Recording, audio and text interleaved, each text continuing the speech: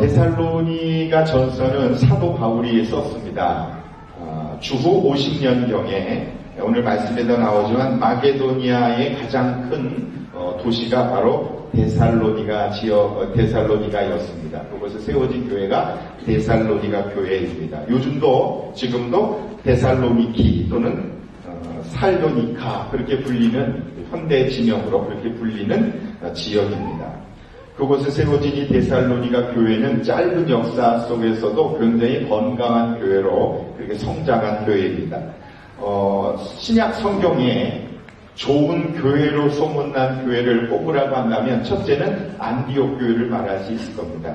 그래서 예루살렘 교회가 첫 번째 세워진 교회라면 그 다음에 이방인들이 세운 교회가 안디옥 교회고 그 안디옥 교회뿐만 아니라 이 데살로니가 교회는 예수님의 재림, 고난과 핍박과 환난 가운데서도 예수님의 다시 오실 것을 소망하며 기다렸던 사람들이 데살로니가 사람들입니다. 사도 바울은 그들에게 예수 그리스도의 재림을 소망하는 것은 결코 헛된 것이 아니다라는 소망을 주기 위해서 이 말씀을 기록했습니다.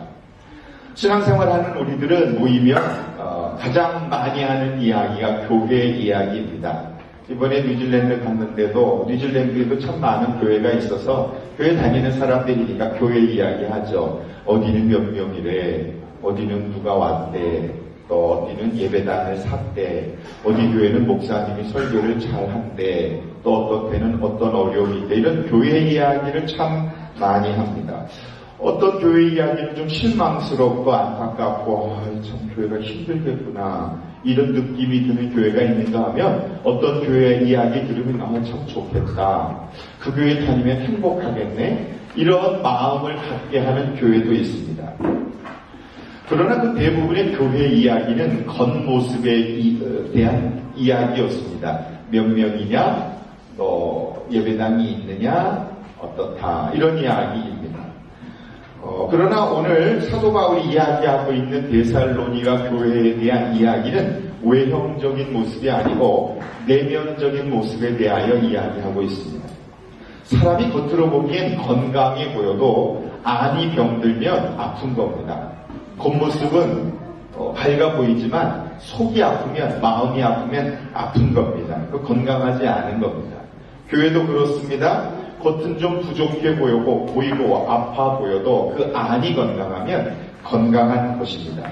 데살로니가 교회는 짧은 교회 역사 속에서도 사도 바울로부터, 즉 주님으로부터 큰 칭찬을 받은 교회가 데살로니가 교회입니다. 왜 이렇게 데살로니가 교회는 칭찬을 받고 소문이 난 사람들에게 좋은 영향력을 끼치는 교회였을까요? 우리는 어떻게 하면 데살로니가 교회와 같은, 우리 안디옥 교회이지만 그런 신앙생활 할 수 있을까요? 또 나는 어떻게 하면 나의 믿음이 사람들에게 판단받지 않고 긍정적인 영향력을 끼치는 그런 믿음 생활을 할 수 있을까요? 첫째는 데살로니가 교회에는요, 믿음의 행위가 있었다. 행동하는 신앙을 가진 사람들이었습니다. 행동하는 신앙. 3절 말씀 보시겠습니까? 우리는 하나님 우리 아버지 앞에서 여러분의 믿음의 행위, 사랑에 쓰고 우리 주 예수 그리스도께 둔 소망을 굳게 지키는 인내를 언제나 기억하고 있습니다. 여기에서 첫 번째 믿음의 행위 그랬습니다. 믿음의 행위. 데살로니가 교회 성도들은 많이 아는 것으로 신앙생활한 게 아니라 알고 있는 그 예수 그리스도에 대한 믿음을 행동으로 나타내는 교회 성도들이었습니다. 우리가 15번에 걸쳐 야고보서 말씀을 나누지 않았습니까? 야고보서의 핵심이 뭡니까? 예수를 믿느냐? 그 믿는다면 그 믿음이 행동으로, 삶으로 나타나야지 않겠느냐? 그것이 야고보서 말씀의 핵심이었습니다. 데살로니가 교회 성도들은 자신들이 믿는 그 믿음을 행동으로, 행위로 나타내는, 실천하는 신앙생활을 하고 있었습니다. 그들은 교회에서만 그리스도인이 아니라 교회 밖에 나가서도 그리스도인으로 살았습니다. 우리가 얼마나 많이 알고 있는가가 중요한 게 아니라 그 알고 있는 것을 얼마나 잘 실천하고 있는가가, 그것이 진정한 믿음의 행위일 수 있습니다. 신앙생활을 하는 우리들에게, 특히 저 자신에게 생각해보면, 이번에도 아버지 앞에 강의를 하고 가서 이야기하고 강의를 하였지만, 저 자신을 돌아볼 때 내가 알고 있는 아버지의 역할, 그 사명과 내가 지금 하고 있는 아버지 노릇과 너무 큰 차이가 있다는 사실을 또 한 번 깨닫게 되었습니다. 내가 알고 있는 것 중에 한 10%, 20%만 좀 실천할 수 있으면 참 좋은 아버지와 남편이 될 터인데 라는 생각을 또 한 번 도전받고 왔습니다. 비록 아버지 학교를 하지는 않았지만 아내나 그 자녀들에게 참 좋은 신앙의 모델과 모범을 보여주고 있는 사람들이 참 많다. 요즘 젊은 아버지들은 아이들에게 또 아내에게 가정적인 모습들이 참 많은데 그 가부장적이고 권위적이고 그래서 알고는 있지만 그 알고 있는 것을 실천하지 못하고 있는 부분이 나에게도 참 많구나 그런 생각을 하게 되었습니다. 정확한 통계는 아니지만 모든 사람들은 인생을 살면서 10% 정도만의 자신의 역량, 능력을 발휘하고 그리고 그것을 가지고 살아간답니다. 90%는 그렇게 감추어두고 숨겨두고 개발하지 못하고 살아가는 거죠. 정확한 통계라고 말할 수는 없겠지만 하여튼 많은 사람들이 내 안에 있는, 알고 있는, 가지고 있는 능력을 하나님 내게 주신 부르심의 그 은혜들을 실천하지 못하고 그냥 머리로 지식으로 알고만 끝날 때가 참 많은데 데살로니가 교회 성도들은 자신들이 알고 있는 예수님에 대한 믿음을 행동으로 나타내는 삶으로 실천하는 신앙생활을 했기 때문에 주변 사람들에게 좋은 소문이 난 교회였습니다. 9절 말씀을 보시면 그들이 어떻게 행동했는지를 이렇게 증거합니다. 우리가 여러 분 찾아갔을 때 여러분이 우리를 어떻게 영접했는지 웰컴했다는 거예요. 기쁜 마음으로 사도 바울을 우상을 섬기는 도시에 살고 있었던 데살로니가 사람들이 복음을 들을 때 기쁜 마음으로 그 복음을 잘 받아들였습니다. 어떻게 해서 여러분이 우상을 버리고 받아들일 뿐만 아니라 결단하는 사람들이었습니다. 복음을 듣고 그냥 예전에 살아가던 방식으로 살지 않고 우상을 버렸습니다. 그리고 세 번째로 하나님께로 돌아왔습니다. 그래서 하나님을 살아계시고 참되신 하나님으로 섬길 줄 아는 사람들이 데살로니가 사람들이었습니다. 복음을 전하면 복음을 듣고 예, 아멘, 영접하겠습니다. 그리고 영접은 했지만 예수 믿는다고 말했지만 버리지 못하고 계속해서 과거에 가지고 있던 우리의 생활의 패턴을 유지해 나가고서는 절대로 참되신 하나님을 섬길 수가 없습니다. 그래서 이 말씀을 통해 적용해 보면 내가 버려야 할 것은 무엇인가? 아직도 예전에 가지고 있던 습관들 있잖아요. 문화들 있잖아요. 잘못된 나의 삶의 태도들 있잖아요. 하나님 믿는다고 예배한다고 말하면서도 알고는 있지만 손과 발로 실천하지 못한 것은 어떤 것인가? 그것을 버릴 수 있어야 돼요. 그래서 무엇인가 달라고 하기 전에 내 손이 쥔 것을 놓을 때 하나님이 주시고자 하는 참된 은혜를 우리는 누릴 수 있다. 그래서 하나님께로 돌아와 살아계신 하나님을 섬기는 결단이 데살로니가 성도들의 모습이었다라는 것이죠. 이 모습과 같이 우리가 예수 그리스도를 믿는다 하는 그 믿음을 행동으로 나타내는, 그래서 이번 한 주간에 내가 어떻게 하면 버릴 것은 무엇이고 그리고 내가 가지고 있는 그 믿음, 내가 알고 있는 말씀, 그것을 실천하려면 어떻게 할 것인가, 적용할 것은 무엇인가, 그것이 진정한 그리스도인의 삶의 자세임을, 그래서 오늘 나의 믿음은 이론과 지식으로 끝나지 않고 행동하는 믿음으로 버릴 것 버리고 포기할 것 포기하고 내려놓을 것 내려놓음으로 하나님을 참되게 섬길 수 있는 것은 어떤 것인가 생각해보고 실천해보면 좋겠습니다. 두 번째로는 데살로니가 교회는 왜 소문이 좋은 소문이 났는가? 사랑의 수고를 하는 교회 성도들이었습니다. 사랑의 수고. 여기 수고라고 하는 말의 원어적인 의미는 대가를 치른다 그런 뜻입니다. 데살로니가 교회 성도들은 하나님을 사랑했기 때문에 대가를 치르는 사람들이었습니다. 그것이 사랑의 수고입니다. 부모가 자식을 사랑하기 때문에 대가를 치릅니다. 어떤 때는 아빠 엄마도 그 아빠 엄마의 자리를 포기하고 싶고 그만두고 싶고 그러고 싶은 마음들이 왜 없었겠습니까? 또 호주에 와서 살다 보면 영어는 우리 아이들 이해 못하고 문화도 다르고 어른이 돼서 이곳에 왔기 때문에 몸은 호주에 있지만 마음은 여전히 한국 사람의 문화를 그대로 가지고 있기 때문에 이곳에서 살아가는 일은 힘들고 어려운 일이 참 많습니다. 그럼에도 불구하고 자녀들을 사랑하니까, 자녀들을 돌봐야 하니까 그 수고를 끊임없이 대가를 치르며 나가는 모습이 부모님들의 모습입니다. 예수님도 그러십니다. 예수님도 우리를 사랑하시니까 십자가에 자신의 몸을 못 박아 피 흘려 죽으심으로 우리를 향한 하나님의 사랑을 확증해 주셨다. 보여주셨다. 그것이 하나님이 우리를 향한 사랑입니다. 때문에 데살로니가 교회 사람들은 하나님의 사랑을 받은 것을 그냥 사랑을 받았습니다라고 하지 않고 그들은 희생할 수 있었습니다. 그것이 뭔가 하면 예루살렘 교회가, 자기들보다 먼저 세워진 예루살렘 교회가 어려움을 당한다는 이야기를 듣고 헌금을 거두어서 그들에게 보내줬어요. 우리도 힘들고 어렵지만 더 힘들고 어렵다는 이야기를 듣고 그들을 격려하는 사람, 실천하는 그 사랑의 수고를, 그 사랑을 보상을, 대가를 치를 수 있는 사람들이었습니다. 요한일서 3장 18절에 이런 말씀이 있습니다. 우리가 말과 혀로만 사랑하지 말고 행함과 진실함으로 사랑하자. 교회처럼 사랑한다는 말이 넘치는 곳이 어디 있겠어요? 사랑합니다, 축복합니다 말하지만 또 교회처럼 사랑과 그 격려와 인정이 또 부족한 것은 어디 있을까? 그런 생각을 많이 하지 않습니까?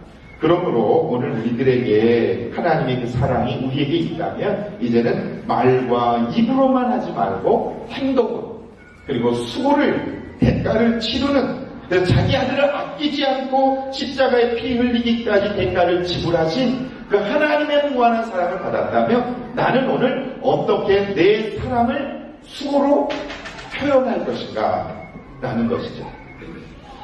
뉴질랜드에 갔을 때 많은 분들을 만났습니다. 제과점을 하는 분을 만났습니다. 자신은 작은 교회를 섬기는데 자기가 그래도 제일 크게 그래도 그 사업을 하신대요. 근데 작은 교회를 섬겨서 이 빵가게를 한 30년 그곳에서 하셨는데 이렇게 해서 교회를 섬기고 또 그 빵가게 바로 뒤에 호텔이 있더라고요. 호텔에 이제 선교사님들이나 목회자들이 그곳에 오시면 누구를 막론하고 어디 교회를 다니든 어디 교파든 상관없이 오시면 그 빵을 그렇게 자기가 섬기는 것이 너무 감사하다고 그분이 그렇게 자신의 믿음을 이렇게 고백하시는데 이렇게 숨겨진 믿음의 헌신자들이 참 많구나. 또 어떠한 분은 순대를 공장을 운영하시는 분을 만나는 순대 공장이 선교사님들을 한 6, 7명을 거기서 같이 거주하면서 성경 통독을 하는 그곳으로 공장을, 순대 공장을 그렇게 내어놓으셨더라고요. 그런 분을 만나기도 했고, 또 떡집을 운영하는 집을 또 가봤어요. 근데 명절이 내일 명절이라 너무너무 바쁘신 거예요. 그 바쁘신 중에서도 그분이 자신의 그 신앙을 이렇게 말씀하시는데, 이 세상에 보면 비즈니스를 통해서 자기에게 하나님이 주신 그것을 그 하나님의 은혜와 사랑을 수고함으로, 헌신함으로 그렇게 주님을 섬기는 많은 분들이 있다는 것을 보고 저분들이 진정한 믿음의 용사다. 이런 도전을 참 많이 갖게 되었습니다. 우리 교회에도 사랑의 수고를 하는 분들이 참 많습니다. 다 바쁘고 다 여유가 없지만 그래도 내게 베풀어 주신 그 은혜와 사랑을 헌신함으로, 대가를 치름으로 그렇게 주님을 섬기는 분들로 인하여 우리는 또 이렇게 예배드리고 있지 않습니까? 사랑의 수고가 넘치는 그런 교회 되면 좋겠습니다. 어떤 사랑의 수고를 하나님이 여러분에게 하시길 원하실까요? 마지막으로 세 번째로는요, 데살로니가 교회는 소망의 인내가 있는 교회입니다. 소망이 있기 때문에 참는 거죠. 이 소망의 인내는 예수님이 다시 오실 것을 기다리는 소망이에요. 지금은 힘들지만, 지금은 어렵지만 우리 주님 오시면 이 눈물과 이 고통을 주님께서 씻어주실 것이다라고 하는 소망을 가지고 있기 때문에 참는 거예요. 이민 생활하면서 힘들고 어려운 것이 얼마나 많습니까? 그러나 내 눈물, 내 아픔, 내 한숨, 그리고 나의 어려움을 주님께서 다 아시고 반드시 새로운 희망으로 이끌어 주실 것이라는 소망을 가지기 때문에 기다리고 인내하는 참는 거 아닙니까? 자녀를 양육하면서 기다린다는 것은 참 힘들고 어렵다는 것을 절감하게 됩니다. 아이들이 철이 들고 그 아이들이 결혼하고 그 아이들이 또 자녀를 낳고 손자 손녀가 생겼지만 그래도 끝나는 것이 아니라 계속해서 하나님의 은혜를 기다리며 바라볼 수밖에 없는 그것이 부모의 마음이다라는 것을 알게 됩니다. 그것이 또한 우리 주님의 마음이죠. 주님이 그렇게 저와 여러분을 인내하시며 참고 사랑의 수고로 섬겨주고 계십니다. 네 번째 하나만 더 좀 나누고 싶은 것은 말씀으로 데살로니가 교회는 말씀으로 세워진 교회입니다. 우리 5절 6절을 한번 좀 같이 읽어보실까요? 5절 6절 다시 한번 읽어보십시다. 시작. 우리는 여러분에게 복음을 말로만 전한 것이 아니라 능력과 성령과 큰 확신으로 전하였습니다. 우리가 여러분 가운데서 여러분을 위하여 어떻게 처신하였는지를 여러분을 알고 있습니다. 여러분은 많은 환난을 당하면서도 성령께서 주시는 기쁨으로 말씀을 받아들여서 우리와 주님을 본받는 사람이 되었습니다. 아멘. 사도 바울은 복음을 성령의 능력으로 전하였습니다. 그 성령께서 주시는 말씀을 그들은 환난을 당하면서 어려운 가운데서도 기쁨으로 그 말씀을 받아들였다고 성경은 바울은 증거합니다. 그들은 사도 바울이 복음을 전하고 핍박 때문에 베레아라고 하는 곳으로 피해버렸어요. 그러니 말씀을 전하던 사도 바울이 없어졌어요. 지도자가 없었어요. 데살로니가 교회에는. 그럼에도 불구하고 그들은 계속해서 하나님의 말씀을 기쁨으로 받아들이며 말씀에 대한 사모함을 가지고 있었습니다. 그리고 그들은 열심으로 모이기에 있었던 성도들입니다. 데살로니가전서 2장 13절은 이렇게 증거합니다. 제가 읽어보겠습니다. 우리가 하나님께 끊임없이 감사하는 것은 여러분이 우리에게서 하나님 말씀을 받을 때에 사람의 말로 받아들이지 아니하고 하나님의 말씀으로 받아들였습니다. 그래서 그 말씀이 살아 움직입니다. 하나님 말씀을 사람의 말로 받지 않고 하나님의 말씀으로 받아들일 때 그 말씀이 살아 움직여서 고난과 환난을 이길 수 있는 용기를 허락해 주셨다는 것입니다. 자녀들에게 많은 말을 우리가 합니다. 그러나 그 많은 말을 귀담아 듣지 않고 순종하지 않을 때 부모님의 마음이 얼마나 어렵습니까? 마찬가지로 하나님이 우리에게 많은 말씀을 하시지만 그 많은 말씀을 듣는 것보다 더 중요한 것은 그 말씀을 하나님의 말씀으로 아멘하고 받아들이는 것입니다. 내 상황은 어렵지만 내 신앙과는 일치하지 않지만 그럼에도 불구하고 하나님의 말씀을 성령이 나에게 주시는 말씀으로 받아들일 때 그 말씀이 움직여서 그 말씀이 나를 성장시키고 회복시키고 변화시킨다라고 바울은 증거합니다. 여러분은 환난을 당하면서도 말씀을 성령께서 주시는 말씀으로 기쁨으로 받아들여서 주님을 본받는 사람이 되었습니다. 바울은 그렇게 축복합니다. 여러분 하나님의 말씀을 하나님의 말씀으로 받아들일 때 그 말씀이 역사합니다. 사람의 말이 아니라 그럴 때 그들의 신앙이 많은 사람들에게 도전을 주고 변화를 주고 주변 사람들에게 영향을 끼치는 건강한 교회로 세워지게 되었다. 성경 그렇게 말씀하면서 8절 말씀에 보시면 주님의 말씀이 여러분으로부터 마게도니아와 아가야에만 울려 터진 것이 아니라 하나님을 향한 여러분의 믿음에 대한 소문이 각처에 두루 퍼졌습니다. 그들이 믿음의 행위 그리고 사랑의 수고 그리고 소망의 인내 그리고 하나님의 말씀을 아멘 저에게 주실 말씀입니다. 그 말씀을 따르겠습니다. 순종하겠습니다. 라고 할 때 그 말씀이 데살로니가 교회 성도들을 자꾸 변화시키고 성장시키고 그들을 회복시켜 주셔서 사람들에게 소문이 난 거예요. 저 데살로니가 교회 사람들은 참 힘들고 어려운 환경 가운데서도 말씀을 따라 순종하며 나갈 때 하나님 말씀이 저렇게 역사하셨구나라는 격려와 인정이 되었다는 것입니다. 그리고 결국은 예수님을 닮는 모습이 되었다는 거죠. 소망합니다. 우리 모두가 이 땅에서 신앙생활하면서 믿음의 행위와 사랑의 수고와 그리고 소망의 인내와 그리고 그 말씀을 나에게 주신 말씀으로 아멘 하고 받아들일 때 그 말씀이 우리를 주님 닮은 사람으로 변화시키는 그런 은혜가 여러분과 여러분 가정에 날마다 넘치기를 주님의 이름으로 축복합니다. 기도하시겠습니다.